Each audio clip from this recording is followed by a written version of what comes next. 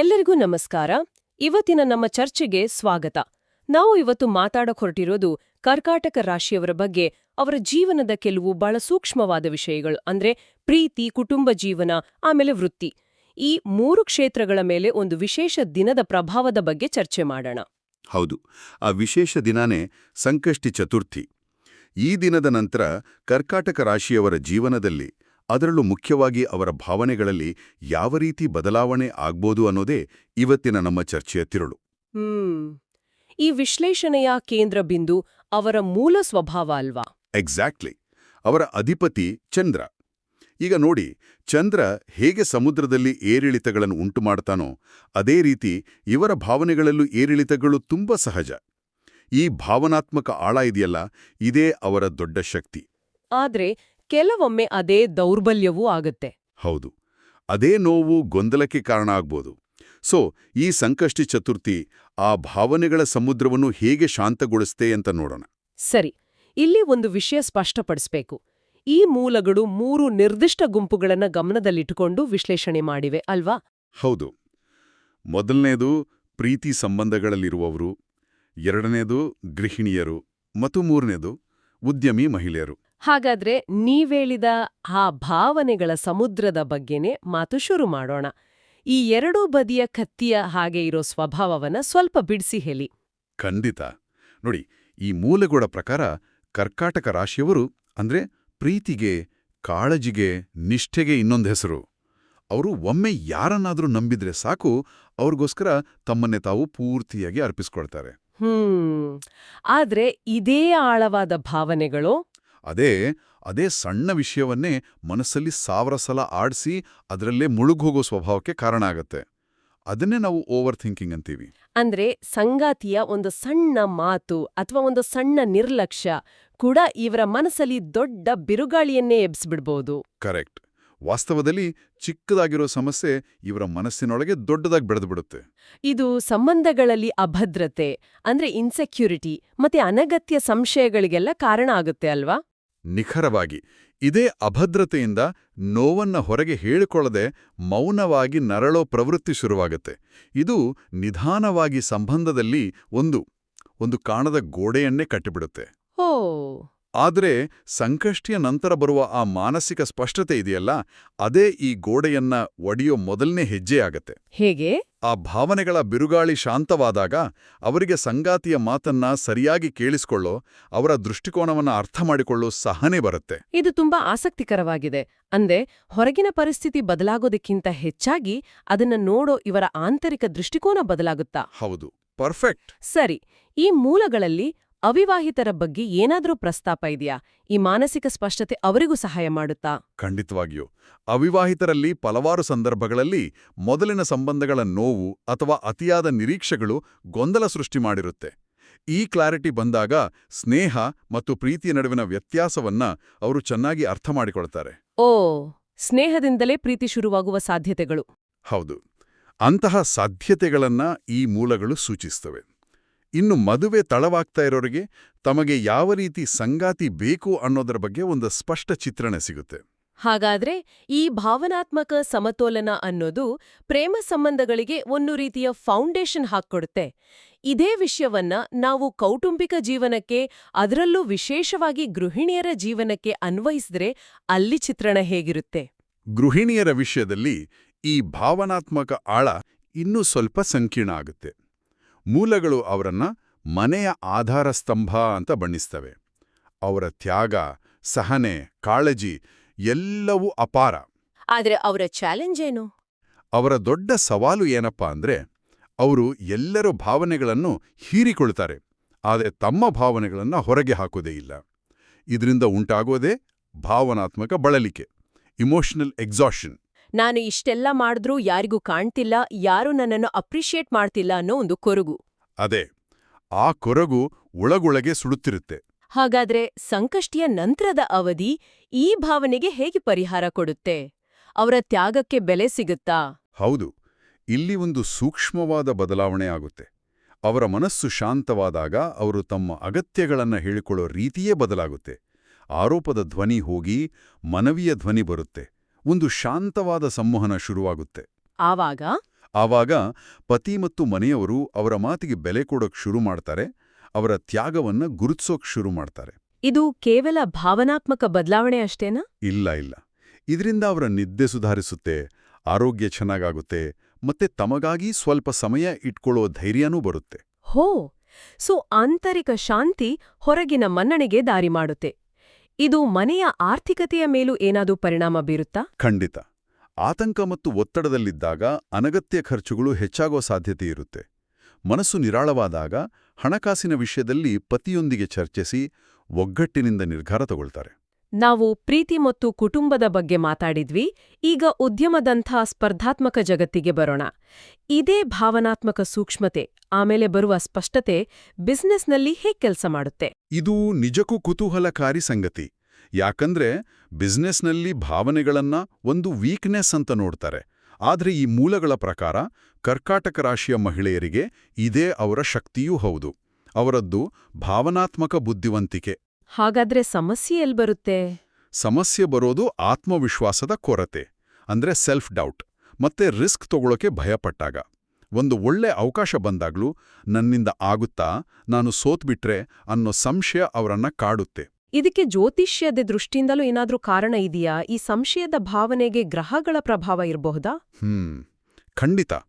ಕರ್ಕಾಟಕ ರಾಶಿಯವರ ಮೇಲೆ ಶನಿಯ ಪ್ರಭಾವ ಇದ್ದಾಗ ಅದು ಕೆಲವೊಮ್ಮೆ ವಿಳಂಬ, ಅಡೆತಡೆಗಳು ಮತ್ತೆ ಆತ್ಮವಿಶ್ವಾಸದ ಕೊರತೆಯನ್ನ ಉಂಟುಮಾಡಬಹುದು. ಸಂಕಷ್ಟಿ ಚತುರ್ಥಿಯ ನಂತರ ಬರುವ ಗಣಪತಿಯ ಅನುಗ್ರಹ ಈ ಶನಿಯಿಂದ ಉಂಟಾದ ಮಾನಸಿಕ ಅಡೆತಡೆಗಳನ್ನ ನಿವಾರಿಸೋಕೆ ಸಹಾಯ ಮಾಡುತ್ತೆ. ಆವಾಗ ಅವರಿಗೆ ಆತ್ಮವಿಶ್ವಾಸ ಮತ್ತು ನಿರ್ಧಾರ ತೆಗೆದುಕೊಳ್ಳುವಲ್ಲಿ ಒಂದು ಕ್ಲಾರಿಟಿ ಸಿಗುತ್ತೆ. ಹೌದು, ಸ್ಪಷ್ಟತೆ ಸಿಗುತ್ತೆ. ಹೀಗೆ ಸುಧಾರಿಸಿಕೊಳ್ತಾರೆ. ಮೂಲಗಳಲ್ಲಿ ಇದಕ್ಕೇನಾದ್ರೂ ನಿರ್ದಿಷ್ಟ ಸಲಹೆಗಳಿವೆಯಾ? ಹೌದು, ಒಂದು ಅತ್ಯಂತ ಪ್ರಬಲವಾದ ಸಲಹೆ ಇದೆ. ಅದೇನು? ಭಾವನೆಗಳ ಆಧಾರದ ಮೇಲೆ ನಿರ್ಧಾರ ತೆಗೆದುಕೊಳ್ಳಬೇಡಿ, ಬದಲಿಗೆ ಡೇಟಾ ಮತ್ತು ನಿಮ್ಮ ಅನುಭವದ ಮೇಲೆ ನಿರ್ಧಾರ ತೆಗೆದುಕೊಳ್ಳಿ ಅಂತ. ಅಂದ್ರೆ ಭಾವನೆಗಳನ್ನ ಪೂರ್ತಿ ಬದಿಗಿಡಿ ಅಂತಲ್ಲ. ಅಲ್ಲ. ಬದಲಿಗೆ ತಮ್ಮ ಸಹಜವಾದ ಅಂತಃಪ್ರಜ್ಞೆ ಅಂದ್ರೆ ಇಂಟ್ಯೂಷನ್ ಅದನ್ನು ಒಂದು ಗೈಡಾಗಿ ಬಳಸಿ, ಆದರೆ ಫೈನಲ್ ಡಿಸಿಷನ್ ಅನ್ನ ವಾಸ್ತವಿಕ ಅಂಶಗಳ ಆಧಾರದ ಮೇಲೆ ತೆಗೆದುಕೊಳ್ಳಿ ಅಂತ. ಇದು ಭಾವನೆ ಮತ್ತು ತರ್ಕದ ನಡುವಿನ ಒಂದು ಅತ್ಯುತ್ತಮ ಬ್ಯಾಲೆನ್ಸ್ ಇದ್ದ ಹಾಗೆ. ಎಕ್ಸಾಕ್ಟ್ಲಿ. ಈ ಬದಲಾವಣೆ ಅವರ ವೃತ್ತಿ ಜೀವನದಲ್ಲಿ ಯಾವ ರೀತಿಯ ಫಲಿತಾಂಶಗಳನ್ನ ತರುತ್ತೆ? ಫಲಿತಾಂಶಗಳು ಬಹಳ ಸ್ಪಷ್ಟವಾಗಿರುತ್ತೆ. ತುಂಬಾ ದಿನಗಳಿಂದ ನಿಂತುಹೋಗಿದ್ದ ಕೆಲಸಗಳು ಮತ್ತೆ ಶುರುವಾಗುತ್ತೆ. ಪಾಲುದಾರಿಕಾ ವ್ಯವಹಾರಗಳಲ್ಲಿ ಇದ್ದ ಗೊಂದಲಗಳು ನಿವಾರಣೆಯಾಗಿ ಸ್ಪಷ್ಟತೆ ಮೂಡುತ್ತೆ. ಬರಬೇಕಾಗಿದ್ದ ಹಳೆ ಬಾಕಿ ಹಣ ವಸೂಲಾಗೋ ಸಾಧ್ಯತೆಗಳೂ ಇವೆ. ವೃತ್ತಿ ಮತ್ತು ವೈಯಕ್ತಿಕ ಜೀವನದ ಸಮತೋಲನದ ಬಗ್ಗೆ ಏನ್ ಹೇಳಲಾಗಿದೆ? ಇದು ಉದ್ಯಮಿ ಮಹಿಳೆಯರಿಗೆ ಒಂದು ದೊಡ್ಡ ಸವಾಲಾಗಿರುತ್ತೆ. ಹೌದು, ಅದಕ್ಕೊಂದು ಸುಂದರವಾದ ಮಾತಿದೆ. ಎಲ್ಲರನ್ನೂ ಸಂತೋಷಪಡಿಸಬೇಕೆಂಬ ಪ್ರಯತ್ನದಲ್ಲಿ ನಿಮ್ಮನ್ನು ನೀವು ಕಳೆದುಕೊಳ್ಳಬೇಡಿ ಅಂತ. ಸಂಕಷ್ಟಿಯ ನಂತರ ಬರುವ ಮಾನಸಿಕ ಶಕ್ತಿ ಅವರಿಗೆ ಇಲ್ಲ ಅಂತ ಹೇಳೋ ಧೈರ್ಯವನ್ನ ಕೊಡುತ್ತೆ. ತಮ್ಮ ಆದ್ಯತೆಗಳನ್ನು ಗುರುತಿಸೋಕೆ ಸಹಾಯ ಮಾಡುತ್ತೆ. ಹೌದು, ಇದರಿಂದ ವೃತ್ತಿ ಮತ್ತು ಕುಟುಂಬ ಎರಡನ್ನೂ ಸಮರ್ಥವಾಗಿ ನಿಭಾಯಿಸೋಕೆ ಬೇಕಾದ ಶಕ್ತಿ ಸಿಗುತ್ತೆ. ಸಂಗಾತಿಯ ಬೆಂಬಲವೂ ಸಿಗುತ್ತೆ. ಇವೆಲ್ಲವೂ ಅದ್ಭುತವಾದ ಆಂತರಿಕ ಬದಲಾವಣೆಗಳು. ಈ ಬದಲಾವಣೆಗಳನ್ನ ಸುಲಭ ಮಾಡ್ಕೊಳ್ಳೋಕೆ ಮೂಲಗಳು ಯಾವುದೇ ನಿರ್ದಿಷ್ಟ ಆಧ್ಯಾತ್ಮಿಕ ಪರಿಹಾರಗಳನ್ನ ಸೂಚಿಸಿವೆಯಾ? ಖಂಡಿತ. ಈ ಆಂತರಿಕ ಬದಲಾವಣೆಗೆ ಒಂದು ಬಾಹ್ಯ ಆಧಾರವಾಗಿ ಕೆಲವು ಸಿಂಪಲ್ ಆದ ಆಚರಣೆಗಳನ್ನು ಸೂಚಿಸಲಾಗಿದೆ. ಅವು ಯಾವುವು ಅಂತ ಸ್ವಲ್ಪ ವಿವರವಾಗಿ ನೋಡೋಣ. ಮೊದಲನೇದು, ಸಂಜೆ ಚಂದ್ರದರ್ಶನದ ನಂತರ ಗಣಪತಿಗೆ ಅಂದ್ರೆ ವಿಘ್ನ ನಿವಾರಕನಿಗೆ ಪ್ರೀತಿಯಿಂದ ಮಾಡಿದ ಮೋದಕ ಅಥವಾ ಸಿಹಿಯನ್ನ ಅರ್ಪಿಸೋದು. ಇಲ್ಲಿ ಚಂದ್ರದರ್ಶನ ಮತ್ತೆ ಗಣಪತಿ ಪೂಜೆ ಎರಡಕ್ಕೂ ಪ್ರಾಮುಖ್ಯತೆ ಇದೆ. ಹೌದು, ಚಂದ್ರದರ್ಶನ ಅವರ ರಾಶ್ಯಾಧಿಪತಿಯೊಂದಿಗೆ ಸಂಪರ್ಕ ಸಾಧಿಸಿದ ಹಾಗೆ, ಗಣಪತಿಯ ಪೂಜೆ ಅಡೆತಡೆಗಳನ್ನು ನಿವಾರಿಸಲು ಸಂಕಲ್ಪ ಮಾಡಿದ ಹಾಗೆ. ಇದರಲ್ಲಿ ಬಳಸೋ ವಸ್ತುಗಳಿಗೂ ಏನಾದ್ರೂ ಸಾಂಕೇತಿಕ ಅರ್ಥ ಇದೆಯಾ? ಅಂದ್ರೆ ಕೆಂಪು ಹೂವು, ಅಕ್ಷತೆ ಬಳಸೋಕೆ ಹೇಳಲಾಗಿದೆ. ಹೌದು, ಖಂಡಿತ. ಕೆಂಪು ಬಣ್ಣ ಅನ್ನೋದೇ ಶಕ್ತಿ, ಉತ್ಸಾಹ ಮತ್ತೆ ಕ್ರಿಯೆಯ ಸಂಕೇತ. ಅಕ್ಷತೆ ಪರಿಪೂರ್ಣತೆ ಮತ್ತೆ ಮಂಗಳಕರದ ಸಂಕೇತ. ಇದರ ಜೊತೆಗೆ ಓಂ ಗಂ ಗಣಪತಯೇ ನಮಃ ಅನ್ನೋ ಮಂತ್ರವನ್ನ 21 ಅಥವಾ 108 ಬಾರಿ ಜಪಿಸೋದು. ಈ ಮಂತ್ರದ ಕಂಪನೆಗಳು ಮನಸ್ಸಲ್ಲಿರೋ ನಕಾರಾತ್ಮಕ ಆಲೋಚನೆಗಳನ್ನ ದೂರ ಮಾಡುತ್ತೆ ಅಲ್ವಾ? ಹೌದು, ಏಕಾಗ್ರತೆಯನ್ನು ಹೆಚ್ಚಿಸುತ್ತೆ. ಇದು ನಾವು ಮೊದಲು ಮಾತಾಡಿದ ಆ ಮಾನಸಿಕ ಸ್ಪಷ್ಟತೆಯನ್ನ ಪಡೆಯೋಕೆ ಒಂದು ಸಾಧನ. ಉದ್ಯಮಿ ಮಹಿಳೆಯರಿಗೆ ಒಂದು ವಿಶೇಷ ಪರಿಹಾರದ ಬಗ್ಗೆನೂ ಉಲ್ಲೇಖವಿದೆ ಅಲ್ವೇ? ಹೌದು, ಅವರಿಗೊಂದು ವಿಶೇಷ ಸೂಚನೆ ಇದೆ. ಪೂಜೆ ಆದ್ಮೇಲೆ ತಮ್ಮ ವ್ಯಾಪಾರದ ಲೆಕ್ಕದ ಪುಸ್ತಕ, ಲ್ಯಾಪ್ಟಾಪ್ ಅಥವಾ ಮೊಬೈಲ್ ಮೇಲೆ ಕೈ ಇಟ್ಟು ತಮ್ಮ ಕೆಲಸದಲ್ಲಿ ಯಶಸ್ವಿಗಾಗಿ ಪ್ರಾರ್ಥಿಸೋದು. ಇದು ಆಧ್ಯಾತ್ಮಿಕ ಶಕ್ತಿಯನ್ನ ತಮ್ಮ ವೃತ್ತಿ ಕ್ಷೇತ್ರಕ್ಕೆ ನೇರವಾಗಿ ಹರಿಸೋ ಒಂದು ಸಾಂಕೇತಿಕ ಕ್ರಿಯೆ. ಕರೆಕ್ಟ್. ತಮ್ಮ ಕೆಲಸ ಕೇವಲ ಹಣ ಸಂಪಾದನೆಯಲ್ಲ, ಅದೊಂದು ಜವಾಬ್ದಾರಿ ಅನ್ನೋ ಭಾವನೆಯನ್ನ ಇದು ಬಲಪಡಿಸುತ್ತೆ. ಹಾಗಾದ್ರೆ ಒಟ್ಟಾರೆಯಾಗಿ ಹೇಳೋದಾದ್ರೆ ಈ ಮೂಲಗಳ ಪ್ರಕಾರ ಕರ್ಕಾಟಕ ರಾಶಿಯವರಿಗೆ ಭಾವನೆಗಳ ನಿರ್ವಹಣೆಯೇ ಅತಿ ದೊಡ್ಡ ಸವಾಲು. ಮತ್ತು ಅದೇ ಅವರ ದೊಡ್ಡ ಶಕ್ತಿಯೂ ಕೂಡ. ನಿಖರವಾಗಿ ಸಂಕಷ್ಟಿ ಚತುರ್ಥಿ ಒಂದು ಕ್ಯಾಟಲಿಸ್ಟ್ ತರ ಕೆಲಸ ಮಾಡಿ ಅವರ ಭಾವನೆಗಳ ಅಬ್ಬರವನ್ನ ಕಡಿಮೆ ಮಾಡುತ್ತೆ, ಅವರ ಅಂತಃಪ್ರಜ್ಞೆಯ ಸ್ವರವನ್ನ ಸ್ಪಷ್ಟವಾಗಿ ಕೇಳೋಕೆ ಸಹಾಯ ಮಾಡುತ್ತೆ. ಈ ಆಂತರಿಕ ಬದಲಾವಣೆಯೇ ಅವರ ಪ್ರೀತಿ, ಕುಟುಂಬ ಮತ್ತೆ ವೃತ್ತಿಜೀವನದಲ್ಲಿ ಸಕಾರಾತ್ಮಕ ಸುಧಾರಣೆಗಳನ್ನ ತರುತ್ತೆ. ಇದು ಬೇರೆಯವರಿಂದ ಶಕ್ತಿ ಪಡೆಯೋದಲ್ಲ, ಬದಲಿಗೆ ಅವರೊಳಗೇ ಇರೋ ಆತ್ಮಬಲವನ್ನ ಜಾಗೃತಗೊಳಿಸುವ ಒಂದು ಪ್ರಕ್ರಿಯೆ. ಒಂದು ರೀತಿಯಲ್ಲಿ ತಮ್ಮ ಮೂಲ ಸ್ವಭಾವವಾದ ಕಾಳಜಿ ಮತ್ತು ಭಾವನಾತ್ಮಕತೆಯನ್ನ ತಮ್ಮನ್ನ ತಾವು ನೋಯಿಸ್ಕೊಳ್ಳೋಕೆ ಬದಲು ತಮ್ಮ ಮತ್ತು ತಮ್ಮವರ ಒಳಿತಿಗಾಗಿ ಸರಿಯಾದ ದಿಕ್ಕಿನಲ್ಲಿ ಬಳಸ್ಕೊಳ್ಳೋಕೆ ಬೇಕಾದ ದಿಕ್ಸೂಚಿಯನ್ನ ಪಡೆಯೋ ಹಾಗೆ. ಅತ್ಯುತ್ತಮವಾಗಿ ಹೇಳಿದ್ರಿ. ಸಾಮಾನ್ಯವಾಗಿ ಅವರ ಬಗ್ಗೆ ಹೇಳುವಾಗ ಏಡಿ ಚಿಹ್ನೆ ನೆನಪಾಗುತ್ತಲ್ವಾ? ಹೌದು. ಹೊರಗಡೆ ಒಂದು ಗಟ್ಟಿ ಚಿಪ್ಪು, ಆದ್ರೆ ಒಳಗಡೆ ಮಾತ್ರ ತುಂಬಾ ಮೃದು. ಕರೆಕ್ಟ್. ಈ ಒಂದು ದ್ವಂದ್ವವೇ ಅವರ ಬಗ್ಗೆ ತುಂಬಾ ಪ್ರಶ್ನೆಗಳನ್ನ ಹುಟ್ಟಾಕುತ್ತೆ. ನಮ್ಮತ್ರ ಬಂದಿರೋ ಪ್ರಶ್ನೆಗಳು ಇದೇ ರೀತಿ ಇವೆ. ಅವರು ನಿಜವಾಗ್ಲೂ ಅಷ್ಟು ಇಮೋಷನಲ್ ವ್ಯಕ್ತಿಗಳ ಅನ್ನೋದ್ರಿಂದ ಹಿಡಿದು ಅವರ ಸಂಬಂಧಗಳು, ಅವರ ಬಿಸ್ನೆಸ್ ಸಕ್ಸಸ್ ಬಗ್ಗೆ ಕೂಡ ಪ್ರಶ್ನೆಗಳಿವೆ. ಹೌದು. ಹಾಗಾದ್ರೆ ಈ ಪ್ರಶ್ನೆಗಳನ್ನ ಇಟ್ಕೊಂಡು ಅವರ ವ್ಯಕ್ತಿತ್ವದ ಒಂದೊಂದು ಪದರವನ್ನೂ ಬಿಡಿಸಿ ನೋಡೋಣ ಅಲ್ವಾ? ಅವರ ಸ್ವಭಾವ, ಸಂಬಂಧಗಳು ಮತ್ತೆ ಅವರ ಯಶಸ್ಸಿನ ಸೂತ್ರಗಳನ್ನ ಅರ್ಥ ಮಾಡ್ಕೊಳ್ಳೋ ಪ್ರಯತ್ನ ಮಾಡೋಣ. ಖಂಡಿತ. ಭಾವನಾತ್ಮಕ ಅಂತ ಒಂದೇ ಪದದಲ್ಲಿ ಹೇಳ್ಬಿಡೋದು ಸುಲಭ. ಹೌದು. ಆದ್ರೆ ಆ ಭಾವನಾತ್ಮಕತೆಯೇ ಅವರ ಜೀವನದ ಪ್ರತಿಯೊಂದು ಭಾಗವನ್ನ ಹೇಗೆ ರೂಪಿಸುತ್ತೆ ಅನ್ನೋದನ್ನ ನೋಡೋಣ. ಅವರ ಮೂಲ ಸ್ವಭಾವದಿಂದ ಶುರು ಮಾಡಿ ಅದು ಮದುವೆ, ವೃತ್ತಿ ಜೀವನದ ಮೇಲೆ ಹೇಗೆ ಪರಿಣಾಮ ಬೀರುತ್ತೆ ಅಂತ ಹಂತ ಹಂತವಾಗಿ ನೋಡೋಣ. ಸರಿ, ಹಾಗಾದ್ರೆ ನೇರವಾಗಿ ಮೊದಲನೇ ಪ್ರಶ್ನೆಗೆ ಬರೋಣ. ಎಲ್ಲರೂ ಕೇಳೋ ಹಾಗೆ ಕಟಕ ರಾಶಿಯವರು ತುಂಬಾ ಭಾವನಾತ್ಮಕರ. ಇದು ಕ್ಲೀಶೆ ಅನ್ಸಿದ್ರೂ ಎಲ್ಲದಕ್ಕೂ ಮೂಲ ಇದೆ ಅಂತ ಅನ್ಸುತ್ತೆ. ಖಂಡಿತ. ಭಾವನಾತ್ಮಕ ಅನ್ನೋದು ಅದು ಬರೀ ಒಂದು ಗುಣ ಅಲ್ಲ, ಅದು ಅವರು ಜಗತ್ತನ್ನ ನೋಡುವ ರೀತಿ. ಓಕೆ. ಅಂದ್ರೆ ಬೇರೆಯವರು ತರ್ಕದ ಕನ್ನಡಕದಿಂದ ನೋಡಿದ್ರೆ ಇವರು ಭಾವನೆಗಳ ಕನ್ನಡಕದಿಂದ ನೋಡ್ತಾರೆ. ಅವರ ಮನಸ್ಸು ಒಂಥರ ತುಂಬಾ ಸೆನ್ಸಿಟಿವ್ ಆದ ಉಪಕರಣ ಇದ್ದ ಹಾಗೆ.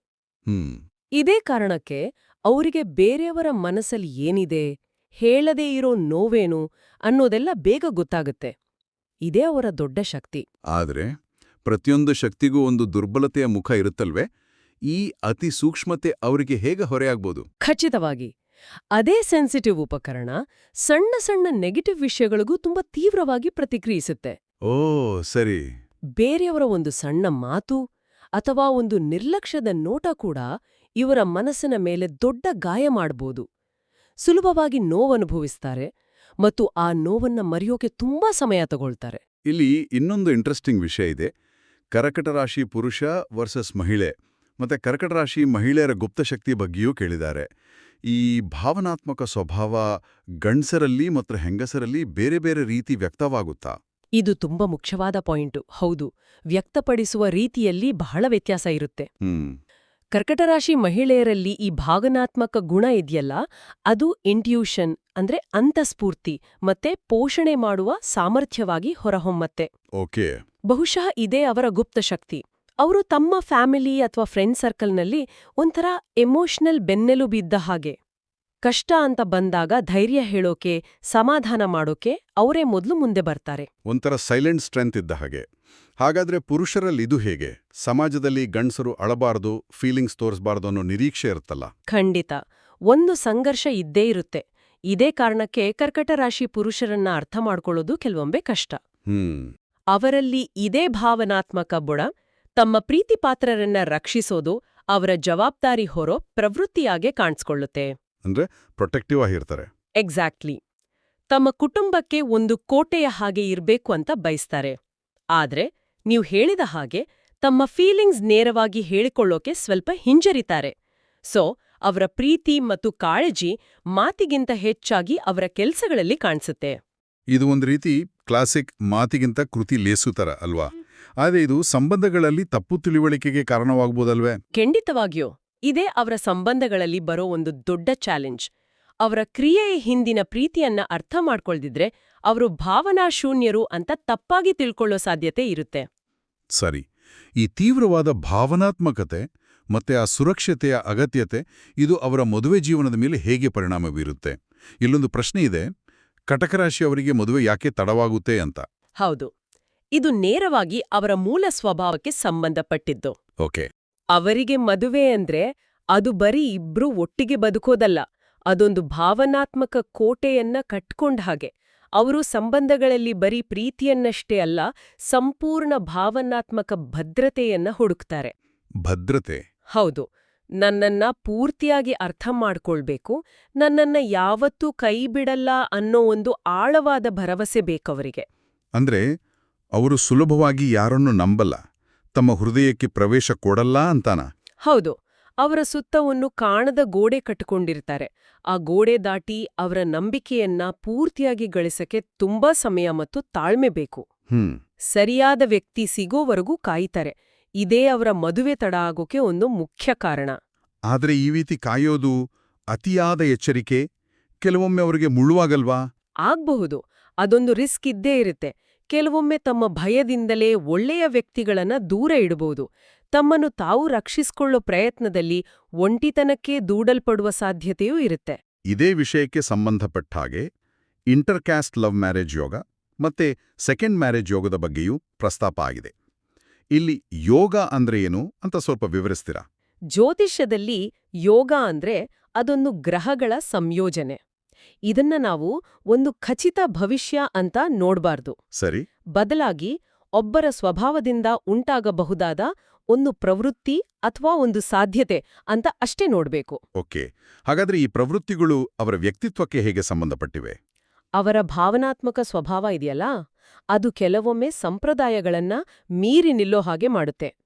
ಅವರಿಗೆ ಎಲ್ಲಿ ನಿಜವಾದ ಪ್ರೀತಿ, ತಿಳುವಳಿಕೆ, ಮುಖ್ಯವಾಗಿ ಇಮೋಷನಲ್ ಕನೆಕ್ಷನ್ ಸಿಗುತ್ತೋ ಅಲ್ಲಿ ಅವರು ಸಮಾಜದ ಕಟ್ಟುಪಾಡುಗಳನ್ನ ಮೀರೋದಕ್ಕೂ ರೆಡಿಯಿರ್ತಾರೆ. ಇನ್ನು ಸೆಕೆಂಡ್ ಮ್ಯಾರೇಜ್ ಯೋಗದ ವಿಷಯಕ್ಕೆ ಬಂದ್ರೆ, ಮೊದಲ ಸಂಬಂಧದಲ್ಲಿ ಅವರಿಗೆ ನಿರೀಕ್ಷಿತ ಭಾವನಾತ್ಮಕ ಬೆಂಬಲ, ಆ ಭದ್ರತೆ ಸಿಗದೇ ಇದ್ದಾಗ ಅವರು ತೀವ್ರವಾಗಿ ನೊಂದುಕೊಳ್ತಾರೆ. ಹೌದು, ಅವರ ಮೂಲ ಅಗತ್ಯವೇ ಅದು. ಕರೆಕ್ಟ್. ಆ ಕೊರತೆಯನ್ನ ನೀಗಿಸ್ಕೊಳ್ಳೋಕೆ, ತಮ್ಮ ಭಾವನಾತ್ಮಕ ಅಗತ್ಯಗಳನ್ನ ಪೂರೈಸ್ಕೊಳ್ಳೋಕೆ ಅವರು ಇನ್ನೊಂದು ಅವಕಾಶವನ್ನು ಹುಡುಕೋ ಸಾಧ್ಯತೆಯನ್ನ ಇದು ಸೂಚಿಸುತ್ತೆ. ಇದು ನಿಜಕ್ಕೂ ಆಳವಾಗಿದೆ. ಹಾಗೆ 30 ಅಥವಾ 35 ವರ್ಷದ ನಂತರದ ದಾಂಪತ್ಯ ಜೀವನ ಹೇಗಿರುತ್ತೆ? ವಯಸ್ಸಾದಂತೆ ಅವರ ಸ್ವಭಾವದಲ್ಲಿ ಬದಲಾವಣೆಗಳಾಗುತ್ತವೆಯಾ? ಆಕ್ಚುಲಿ ವಯಸ್ಸಾದಂತೆ ಅವರ ಸಂಬಂಧಗಳು ಇನ್ನೂ ಸ್ಟೇಬಲ್ ಆಗಬಹುದು. ಓ, ಹೇಗೆ? ಮೆಚುರಿಟಿ ಬರುತ್ತಲ್ಲ, ತಮ್ಮ ಭಾವನೆಗಳನ್ನ ಹೇಗೆ ಮ್ಯಾನೇಜ್ ಮಾಡೋದು ಅಂತ ಕಲ್ತಿರ್ತಾರೆ. ಜೀವನದ ಅನುಭವದಿಂದ ಹೆಚ್ಚು ತಾಳ್ಮೆ ಬಂದಿರುತ್ತೆ. ಹಾಗಾದ್ರೆ ಸಮಸ್ಯೆಗಳು ಬಂದಾಗ ಅದರ ಸ್ವರೂಪ ಹೇಗಿರುತ್ತೆ? ಸಮಸ್ಯೆಗಳ ಮೂಲ ಹೆಚ್ಚಾಗಿ ಅವರ ಭಾವನಾತ್ಮಕ ಅಗತ್ಯಗಳು ಪೂರೈಕೆ ಆಗದೇ ಇರೋದು. ಸಣ್ಣ ಮಾತು ಅಥವಾ ನಿರ್ಲಕ್ಷ್ಯ ಕೂಡ ಅವರನ್ನ ಬಾಳ ಆಳವಾಗಿ ಖಾಸಿಗೊಳಿಸಬಹುದು. ಓಕೆ. ಆಗ ಅವರು ನೇರವಾಗಿ ಜಗಳ ಮಾಡಲ್ಲ, ಬದಲಿಗೆ ತಮ್ಮ ಚಿಪ್ಪಿನೊಳಗೆ ಹೋಗ್ಬಿಡ್ತಾರೆ, ಮಾತು ಕಡಿಮೆ ಮಾಡ್ತಾರೆ, ದೂರ ಸರಿತಾರೆ. ಇದು ಸಂಗಾತಿಗೆ ಕನ್ಫ್ಯೂಸ್ ಮಾಡ್ಬೋದು. ಹೌದು. ಇದಕ್ಕೆ ಪರಿಹಾರ ಅಂದ್ರೆ ಮುಕ್ತವಾಗಿ ಮಾತಾಡೋದು ಮತ್ತು ಅವರಿಗೆ ಬೇಕಾದ ಆ ಭರವಸೆಯನ್ನ ಸದಾ ಕೊಡೋದು.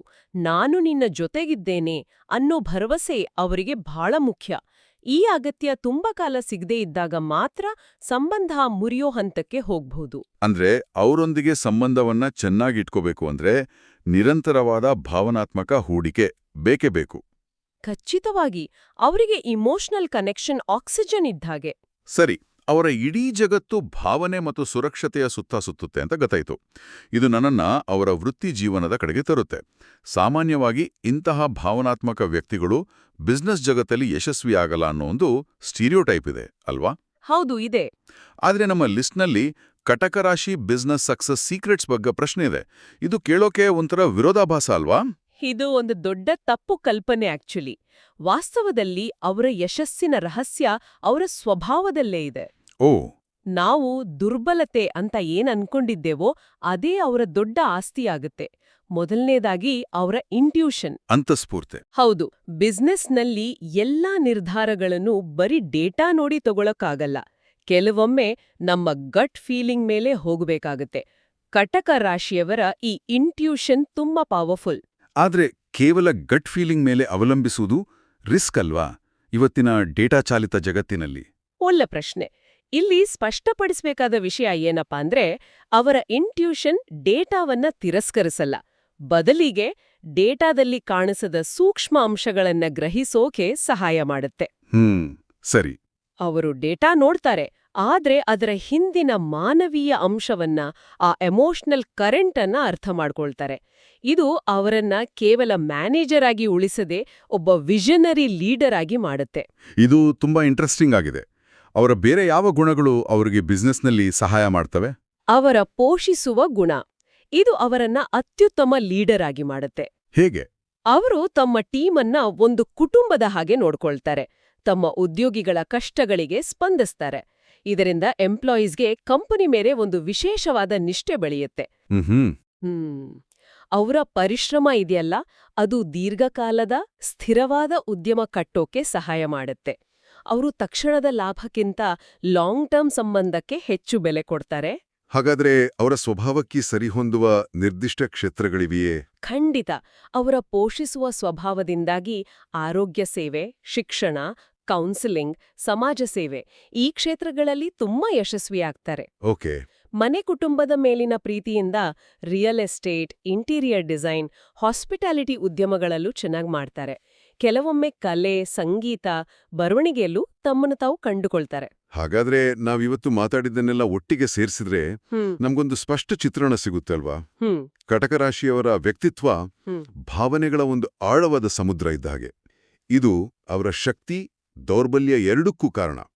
ಸಂಬಂಧಗಳಲ್ಲಿ ಭಾವನಾತ್ಮಕ ಭದ್ರತೆ ಬೇಕೇ ಬೇಕು. ಅದೇ ಅಂತಃಸ್ಫೂರ್ತಿ ಮತ್ತೆ ಪೋಷಣೆಯ ಗುಣವನ್ನ ವೃತ್ತಿಜೀವನದಲ್ಲಿ ಬಳಸ್ಕೊಂಡಾಗ ಅವ್ರು ಯಶಸ್ಸು ಸಾಧಿಸ್ತಾರೆ. ಹೌದು, ನೀವದನ್ನ ಚೆನ್ನಾಗಿ ಹಿಡಿದಿಟ್ಟಿದ್ದೀರಿ. ಅಂದ್ರೆ ಅವರ ದೌರ್ಬಲ್ಯವೇ ಅವರ ಶಕ್ತಿಯಾಗಿ ಬದಲಾಗುತ್ತೆ. ಎಕ್ಸಾಕ್ಟ್ಲಿ. ಈ ಚರ್ಚೆ ನನ್ನ ಮನಸ್ಸಲ್ಲಿ ಒಂದು ಪ್ರಶ್ನೆ ಮೂಡಿಸುತ್ತೆ. ಹೇಳಿ. ಇವತ್ತಿನ ಜಗತ್ತು ತರ್ಕ, ಡೇಟಾ, ಆರ್ಟಿಫಿಷಿಯಲ್ ಇಂಟೆಲಿಜೆನ್ಸ್ಗೆ ಹೆಚ್ಚು ಪ್ರಾಮುಖ್ಯತೆ ಕೊಡ್ತಾ ಇದೆ. ಹೌದು. ಇಂಥ ಸಮಾಜದಲ್ಲಿ ಸಂಪೂರ್ಣವಾಗಿ ಭಾವನೆಗಳ ಮೇಲೆ ಕೇಂದ್ರಿತವಾದ ವ್ಯಕ್ತಿತ್ವ ಇರೋರಿಗೆ ಹೊಸ ಸವಾಲುಗಳು ಎದುರಾಗುತ್ತವಾ ಅಥವಾ ಹೊಸ ಅವಕಾಶಗಳು ಸೃಷ್ಟಿಯಾಗುತ್ತವಾ? ಬಹುಶಃ ಯಂತ್ರಗಳು ಮಾಡಲಾಗದ ಕೆಲ್ಸ ಅಂದ್ರೆ ಸಹಾನುಭೂತಿ, ಇಂಟ್ಯೂಷನ್, ಆಳವಾದ ಮಾನವ ಸಂಪರ್ಕ, ಇಲ್ಲೇ ಅವರ ನಿಜವಾದ ಮೌಲ್ಯ ಅಡಗಿದೆಯಾ? ಅವರ ಯಶಸ್ಸಿನ ರಹಸ್ಯ ಏನಾದ್ರೂ ತಮ್ಮ ಸ್ವಭಾವವನ್ನ ಬಚ್ಚಿಡೋದ್ರಲ್ಲಿಲ್ಲ, ಬದಲಿಗೆ ಆ ಸ್ವಭಾವಕ್ಕೆ ಸರಿಹೊಂದುವ ಜಾಗವನ್ನ ಹುಡುಕೋದ್ರಲ್ಲೇ ಇದೆಯಾ? ಇದು ಆಳವಾಗಿ ಚಿಂತಿಸಬೇಕಾದ ವಿಷಯ.